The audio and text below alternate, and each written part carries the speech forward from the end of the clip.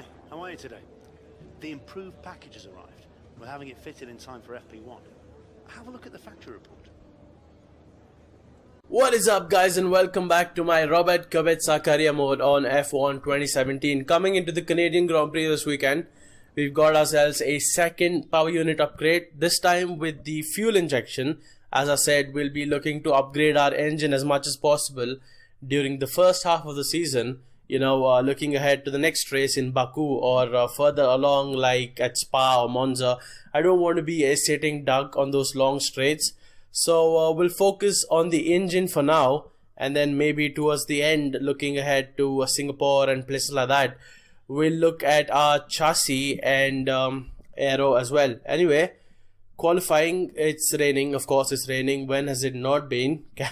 Canada is actually the track where I drive at my fastest on the F1 calendar, so I don't really appreciate the rain, but I think I'm quietly confident that even in this wet weather I can be pretty competitive here in Montreal.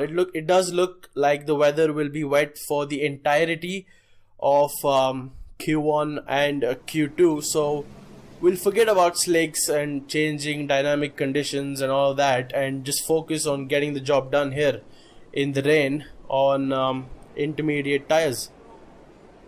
On our banker lap here, of course, banker laps are tricky as it is, but especially in the rain it's super difficult. It's qualifying, so of course you want to push as hard as you can, but you also don't want to put the car in the barriers on your first lap in Q1. I'm looking for a solid target time to see where the level is, and coming around the hairpin, that'll do. I think Kimi puts in a 1 minute 23.8, so we're gonna come through to the end of the first flying lap very cautious, very gingerly, as you can see, and across the line it's gonna be a 1 minute 25 dead, which is a second slower than Kimi Räikkönen, but okay.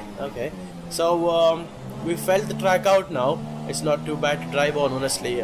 Maybe I was being a bit too cautious on my banker lap, if anything. So on our second run here in Q1, we're still a bit loose, which is to be expected, but already 4/10ths faster through the first sector alone, gaining time all the way through with every bit of traction across the line. It's a 24 dead, quarter second behind Kimi Räikkönen in the Ferrari, and we're sitting P2 better. Right then, we're gonna come out for our final run in Q1. Didn't really need to, but with changeable conditions, it's always better safe than sorry, as we go fastest of all through the first sector on an absolute flyer here. Of course, if the conditions don't change dramatically, we have nothing to do, but we're gonna put in a solid lap time there, and we finish across the line 4/10ths faster, and we ended Q1 in second place, less than a tenth of a second slower than Kimi Räikkönen. Bada bing, bada boom. Into Q2 now. I'm not even worried, given the conditions have stayed the same. I'm not even looking at if I'll go through to Q2 or not, or Q3 or not. I know I will. So on our first lap here, picking up where we left off in Q1, we're gonna go fastest of all with a 1 minute 23.8. Okay, Bottas has gone faster since, but this is already a pretty solid lap time here in Q2. So we wait till the end here with 10 seconds of qualifying to go. Nobody's gonna go faster. I mean, nobody's gone faster. We're still second, but that's not enough, son. We're gonna go, as we come through the second sector split, we're going purple right now. Is this the lap? Oh god, please let this be the lap. We're gonna come across the line, and we're fastest. Robert Kubica topping Q2 in a Renault in the rain. I am a wet weather god. That felt good. So yeah, we're through to Q3 now, the top 10 shootout. Just looking at the weather, looks like it's about to dry out in 5 minutes or so, so we'll wait and see what the others are doing. 5 minutes later, look, it's Max Verstappen out on ultra soft, so it's time for slicks. Not sure how I feel about this though. I was going so well on the inters. If it just rained for 5 more minutes, or just till the end of the session, I was looking at a top 4, top 5 qualifying slot, but looks like we're gonna get 2 flying laps here on our ultra softs. We're gonna try and make the most out of what we got. First one was okay, not the best I could have done. It was a 15.6. We're sitting P7, and if it ends like this, I'll take it. 40 seconds of qualifying to go on our final flying lap here. Over a minute faster as we approach the final corner, attack those curbs, riding them, going faster still. DRS to the line, what's it gonna be? We go 5th fastest, but hang on, I think, yeah, that's P10. Changeable conditions, my friend, but I'll take it. Let's get into the race. So qualifying is complete and we're all set for an exciting race tomorrow. Your top 3 are Bottas, Hamilton and Max Verstappen. We go then to the start of the race. It's dry. We're starting P10 behind the Toro Rosso, 5 red lights, and we're underway for the Canadian Grand Prix. It's an okay start, good initial getaway, but we get bogged down in first gear, pull to the right. Someone's on my inside, steaming in. It's my teammate Nico Hülkenberg on a mad one. He's cut the corner. I don't know where I collided with him, but he's through, and we've actually lost a position in all of this. Down to P11. We're gonna try and make up places as soon as possible. No wasting time here. Looking at a place where we can make this move, but currently stuck in this Toro Rosso sandwich, so maybe into this hairpin. We're gonna make a move on Kvyat. Down the inside we're gonna go. Again, nothing doing, so I think we'll have to set Kvyat up for a move into the final corner, or maybe into turn 1. We're gonna go slow in, let him have the corner, and he's lost all manner of momentum there. Slow in, fast out has worked a treat. As we pull alongside the Russian, should be an easy move into turn 1, and we're back up into P10, chasing down our teammate Nico Hülkenberg in the Renault. Looks like it's best that we do the same to Hülkenberg as well, get close through the section and through the hairpin, make a move into turn 1. We're in a slipstream, no DRS yet, of course. It's lap 2. We're gonna suss out where to make this move. He's sparking away. Looks like there's an incident up ahead. Actually, it's the Ferraris. Vettel spun, and oh my god, we narrowly escaped Vettel, and we've gained 2 positions from that. Would you believe it? DRS enabled. Let's look at a replay. So it was both Ferraris fighting into the final corner. Vettel spins, Kimi is sent into the wall of champions, and that boxes Hülkenberg in. Very lucky that we were on this side, and we've been gifted 2 positions there. I mean, I'll take it. Lap 3 here. Looks like Kimi has a problem from his impact, and I don't think Vettel does. Kimi is going wayward. Looks like he's hit the wall there, and this is our chance.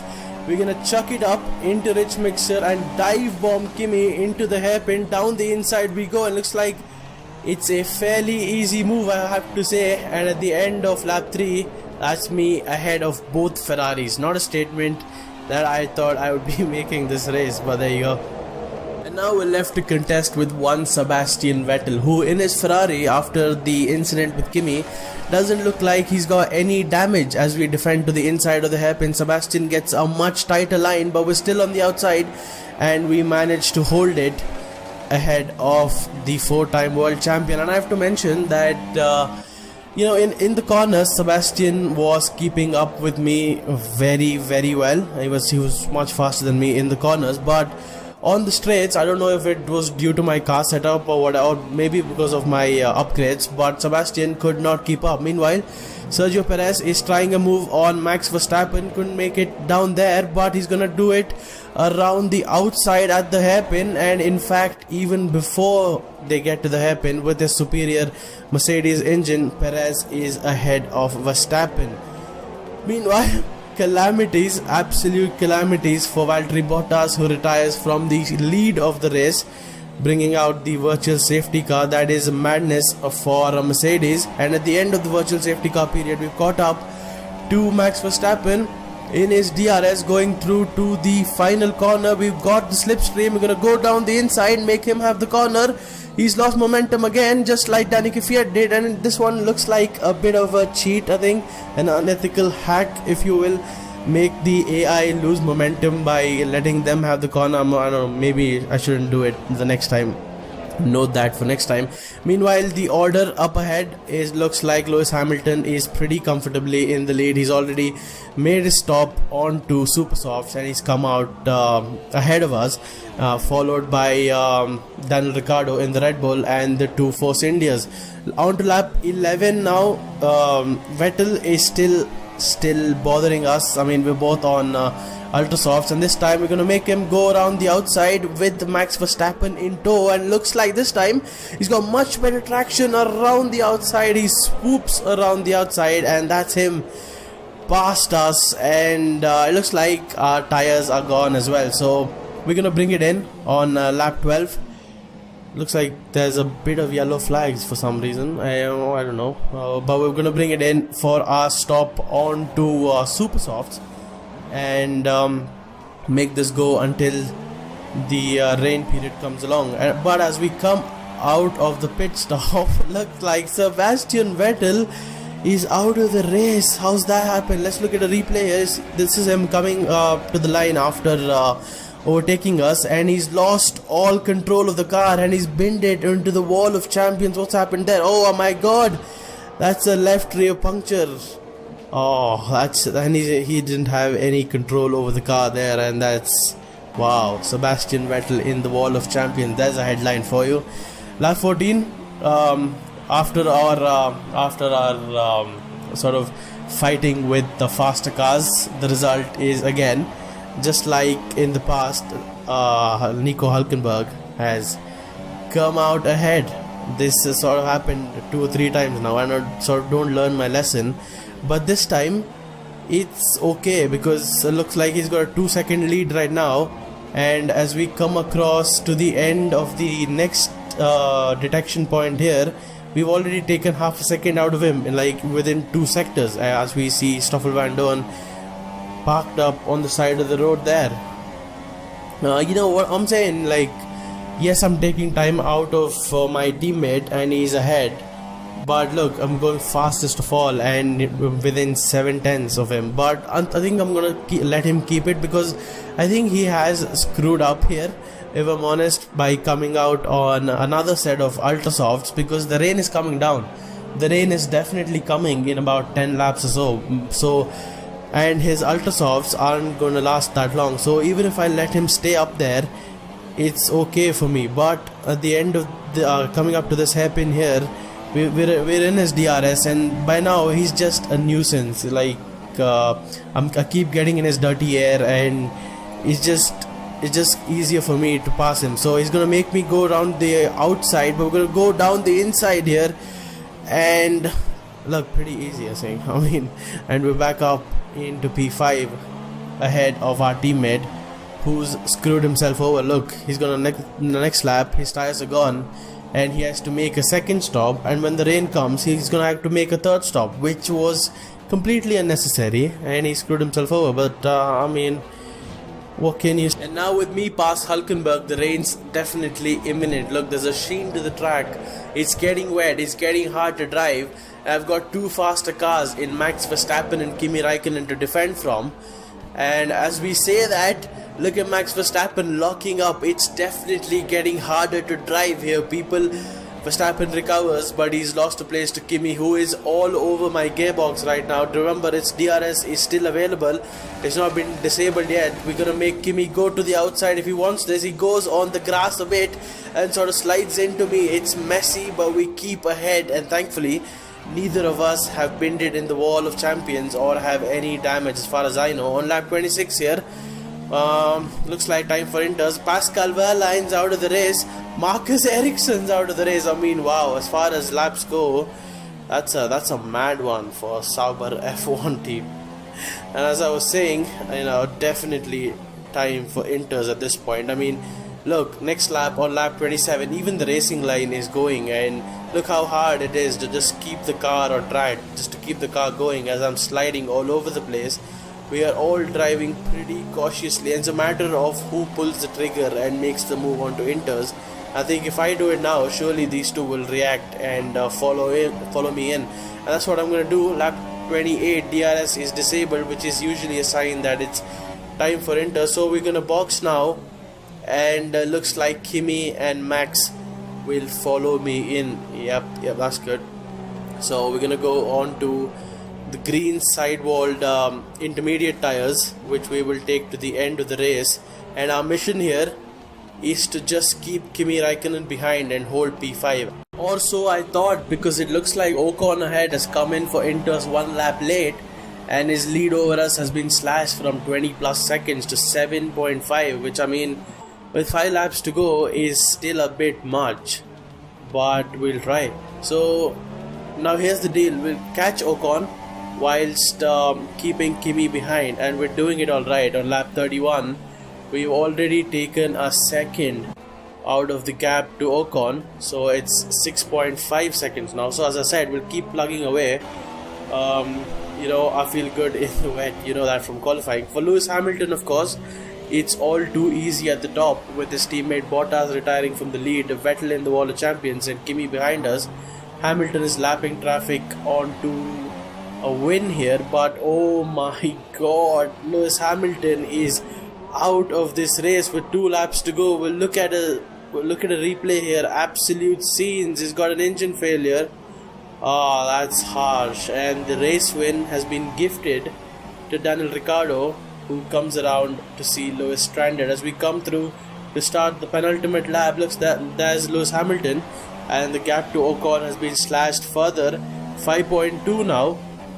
And on lap 35, on the last lap of the race, it's down to 4.5 seconds, but it's not going to be enough. We're safe to Kimi behind, and Daniel Ricciardo comes through to win the Canadian Grand Prix, first win of the season, and the first win for someone who doesn't drive a Ferrari or a Mercedes, and a fantastic double podium for the Force India drivers. First F1 podium for Esteban Ocon, and as for us, it's gonna be P4, which is a mega result. The car's been quick all weekend. We're gonna weave across the line.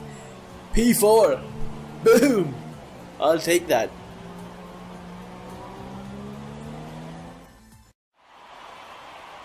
Brilliant stuff from Red Bull today. What a superb victory. Anthony, what do you think made the difference here? Well, they clearly have a car that comes alive in the kind of conditions we were dealing with today. It's a very balanced package in the wet, and what that means is that the drivers have confidence to attack.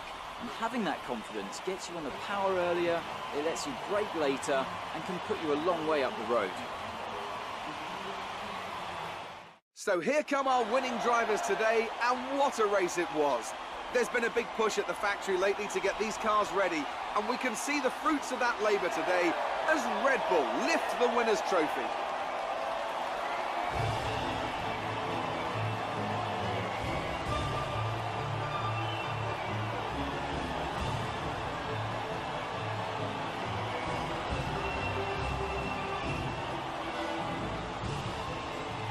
When giants collapse, I'll call this race, Vettel out, Hamilton out, Bottas out, and a Red Bull and 2 Force Indias sneak onto the podium with us in P4. Solid result again. 2 weekends in a row. Now our season's starting to take some shape, but looking ahead to Baku, engine penalty incoming, and I'm not even good at driving around Baku, never mind extracting performance. So we'll see how that goes, but thank you so much for watching. Subscribe for more, and I will see you at the weekend. Jan Barpe.